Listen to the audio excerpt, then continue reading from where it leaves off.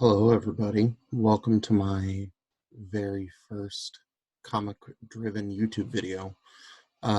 Some of you have been reading the blog, some of you have been following me on Twitter, and given that the Shops Comics podcast that I'm normally on is on hiatus because the store's closed, like many of your local comic shops are, I felt like I needed to talk.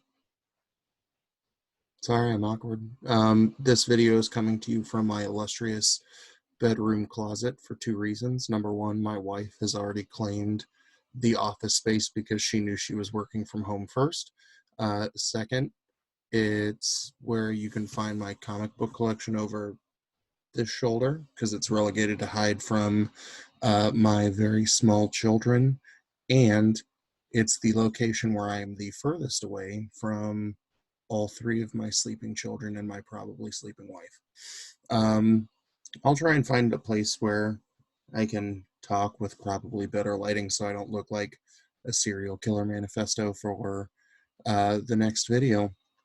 But I think what drove me to want to do something from a video end is I got some cool things in the mail today. One is a book that I've been waiting on it to come out on Amazon that I'll talk about in a second. Then the second thing I ordered a couple of things that uh, Peter's Comics Corner on YouTube was trying to offload that he bought for a friend that no longer wanted or needed the material. So I guess this is a weird hello video, and I'm jumping on the unboxing trend, a couple years behind things. So the first thing that I want to talk about that I think is kind of cool that my wife opened because she saw an Amazon package and she thought it was hers is a book that I stumbled onto and looking for some trades. It's a book called In Vitro, and it's written and the art is by William Roy. So I've been looking for, books not only that offer, a distraction as most of us do when we're looking for, stuff to read or stuff to take our mind off of, the chaos of the world that's going on. Um, and originally I didn't want to read books that had, personal connections or things that I could connect with, that it needed to be, my far, far away happy place. Because, for a living, I teach history and government and I coach speech and debate. And I get put off by other forms of media that, dabble in those areas, that I'm not a big fan of, movies that are historical adaptations, that it feels too much like going to work for me. That even if it's a brilliant story brought to life, at the end of the day, I don't get some entertainment value from it. And I think that's still true for a lot of the things that I watch. But in terms of things that I read, part of the, young reader has come out for me again. And I like finding characters or stories that I have that connection to. So as you can probably tell from the name or, the cover image, In Vitro is a story about people trying to have their first child. And I think this is, a book that I was drawn to pre-order for a couple of reasons. Number one, of our three children, our first two were born through the process of in vitro fertilization. That it's a stressful process. It's hard to talk about. It's something that, fertility issues for long, long periods of time were treated at like, a lot of issues of mental illness. They were things that you shouldn't talk about, you should be ashamed of, that you should, hide them from the community. And we're starting to see, we've seen a massive shift on mental health issues, right? And you have a lot of people dealing with those issues in quite visible ways to kind of advocate for people with, mental illnesses. that, you're in the same vein as everybody else. It's one of the things that, I talk to my students who are dealing with a lot of, depression, anxiety, bipolar issues. And I use my struggle with dealing with anxiety, as kind of this open, relatable of content. And that's why, I was kind of driven to looking at stories, the story of a couple trying to conceive a child through a medically assisted pregnancy. And, I think this is something that you're starting to see people more open and honest about, that the process is becoming more and more, you know, common, that people are dealing with all kinds of fertility issues for a wide variety of reasons. And I think, a book like this is important to kind of help normalize, the discussion, and one of the more very real ways that people are dealing with, having children if you have issues with natural childbirth. So in our, death of new things to read, or this trend of new books or new to you books, this is something that, I'm excited to read, that I'll probably knock it out tomorrow when I'm done, doing virtual learning with my students. And I'll probably write a blog post about it. But I think, books like this are kind of cool, especially, in a graphic novel format, in a trade format. And I think they're starting to kind of shape the other things that I'm liking to read from this universe, or from, the graphic novel comic book medium. The second thing that I've got is a bigger box than I anticipated, from Peter, who was, somebody who we started following each other relatively early into my foray into Twitter and on the blog. And when I saw some of the things that he was offloading, uh, I said, "Oh yes, me, quick, me." One of the things that is consistently across my classroom are any kind of Funko Pop. That I think those are cool little things to collect. That some of them I've gone full nerd on and have kept in the box.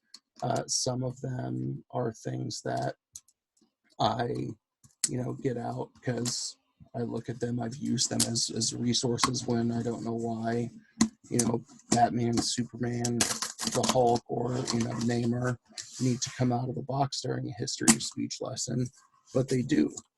So that's one of the things that, if I learn how to open a box, that Peter very thoroughly kept. I'll show you what I'm excited about, because these are things that, in having 30 minutes to get stuff out of my classroom when the state of Kansas was one of the first states, if not the first state in the nation, to shutter all of our schools during this COVID crisis, that I miss having some of those little simple things around that, like stories, can be a distraction for me. So here are the first two.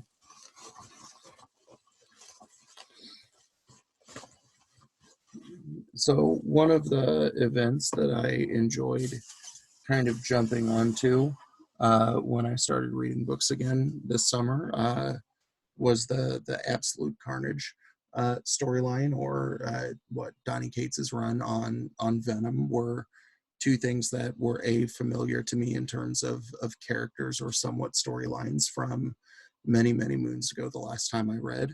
But they were the big events going on outside of, the resetting of the X universe in the House and Powers books.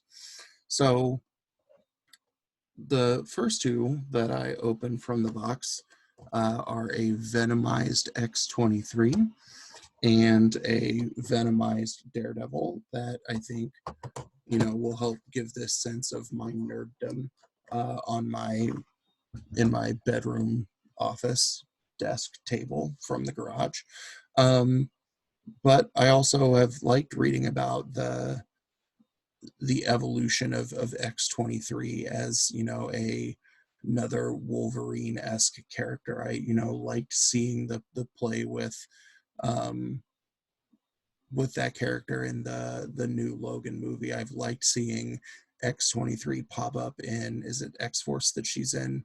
That I like seeing those things. And then Daredevil has been one of those characters that's just kind of grown on me, that, a million times on the Chops podcast, anytime there's something new that comes out from Chip Zdarsky, I'm very quick to read it because I like a lot of the things that he does. And his run on Daredevil, I think, has been phenomenal. So I get to stare at the best of both worlds, even though we're slowly seeing Zdarsky's Daredevil don the red costume again after he's kind of decided his identity. The next one that I've got is an Infinity War connection. That it is Groot, a Stormbreaker pop figurine. That again, Groot is one of those silly characters to me from the cinematic universe that I enjoy. That I won't lie and act like I'm one of the largest experts on the Guardians of the Galaxy universe. That I vaguely knew who or what they were when the film came out.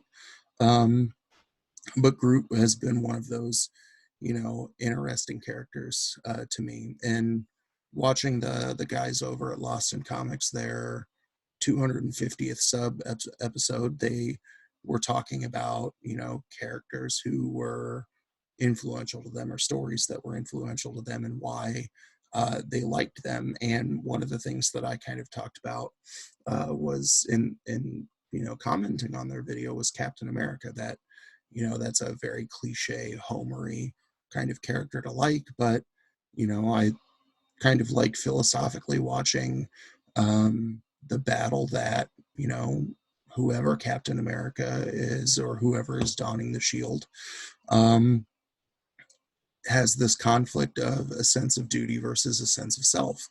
And I think that's something that you kind of see kind of played out with the evolution of Groot, both from seeing Groot in the first Guardians of the Galaxy film, just mumble, I am Groot, and then kind of that sacrifice to rebirth and evolution of dancing baby Groot to teenager Groot to, Groot growing again to kind of play with this notion of sacrifice in terms of looking at, you know, saving friends, benefiting other people over his own self-interest. And I think Stormbreaker is a dope ass weapon. So I like seeing it, still adjoined to Groot's body, even though he hacked it off. The next one, and I did not know it was this big, but good old Professor Hulk rocking the Infinity Gauntlet pre snap, pre use of it, pre him burning. And I think that again is something kind of cool, right? As you watch the Avengers characters again kind of play out what they needed to do or how they were going to react in the world of, pre and post Thanos snap. I think it becomes something that, again, plays with that notion of, duty to yourself versus, the other.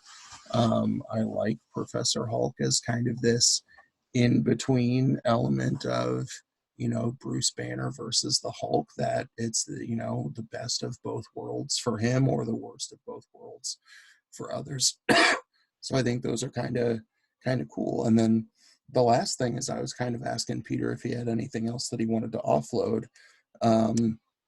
That I was excited to pick up is the hardcover copy of the House of X, House and Powers of X or 10 hardback trade. One of the things that I've wrote about in the early phases of the blog, or kind of talked about in my first couple of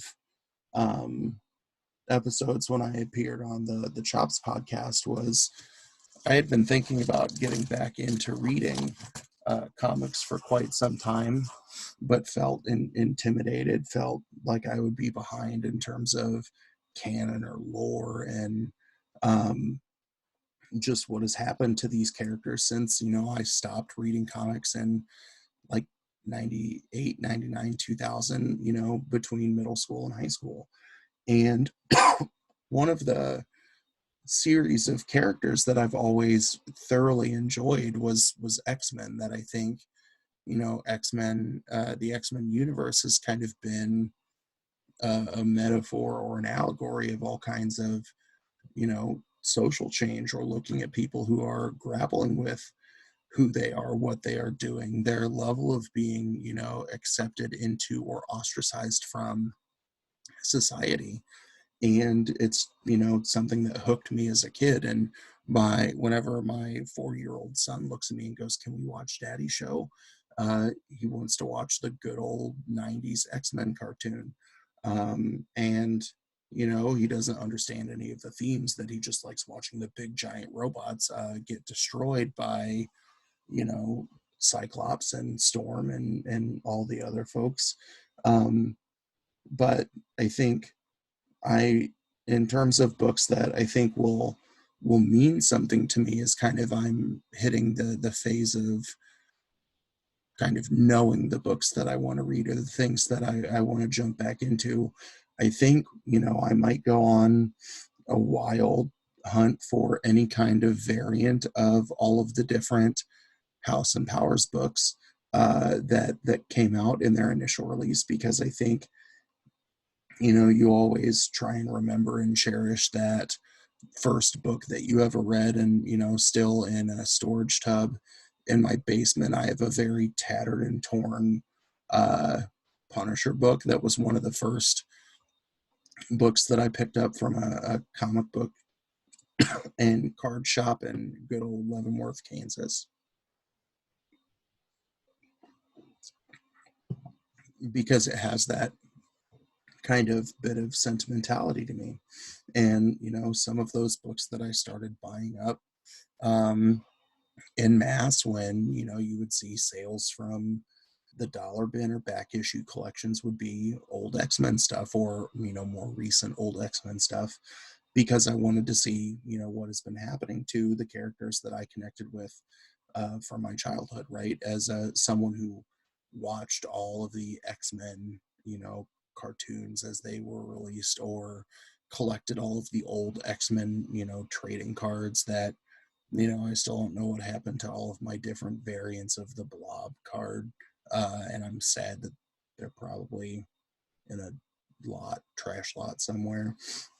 But I think, this is, in terms of something that I knew I kind of wanted to go out and collect, was, this massive, collection of singles that I already have, because I think, the of all of the events that I've seen come out, or all of the things that, I've played catch up on and trying to understand the context of a bunch of different books, a lot of these events seem like they can be easily erased by something else. But I think what Hickman and his team did, by massively resetting the universe that the X-Men lived in, or changing the nature of, Charles Xavier's battle plan, or really the question of, if, the mutant race as a whole knows that they're kind of doomed, after learning from Moira Taggart that, in no timeline are they successful at ensuring that they live on.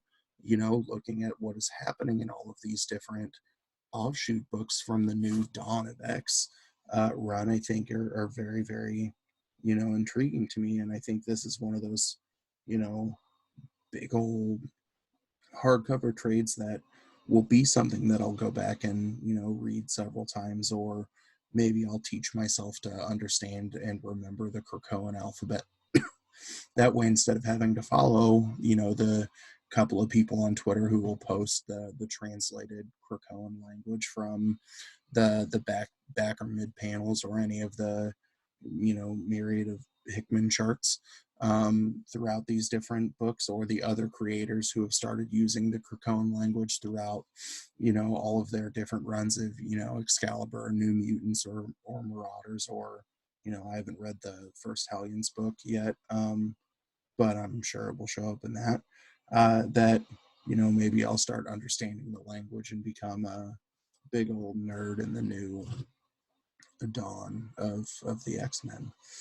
So hopefully, a couple people watch that. If you have some books or some characters or some Funko Pops or other collectibles or um, merch that you have some kind of nostalgic collection to, throw something down there in the comments.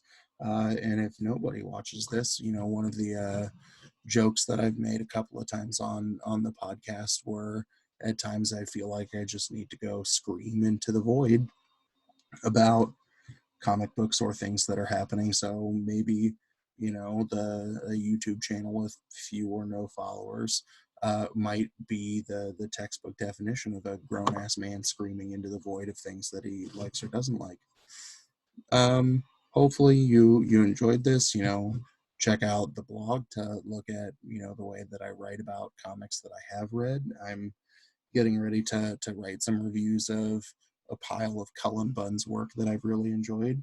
But I know that I've got a couple more things that are coming in the mail that I'm pretty excited about in the next couple of days, that maybe I'll have a less clumsily unboxing, because maybe the folks that I purchase things from won't pack them as brilliantly and undamagingly as Peter did. And definitely looking at the quality of how all of this shipped to me, I know the next time Peter sells something that I will be super interested in, uh, y'all better fight me, because I'll try and be in the front of the line.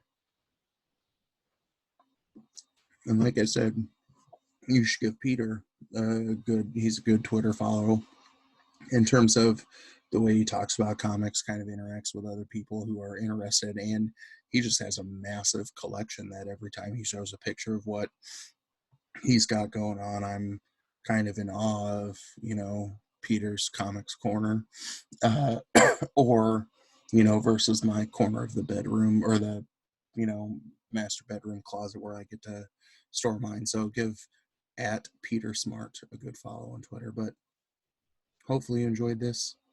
Like I said, I'll look for less serial killing later, and have a good one.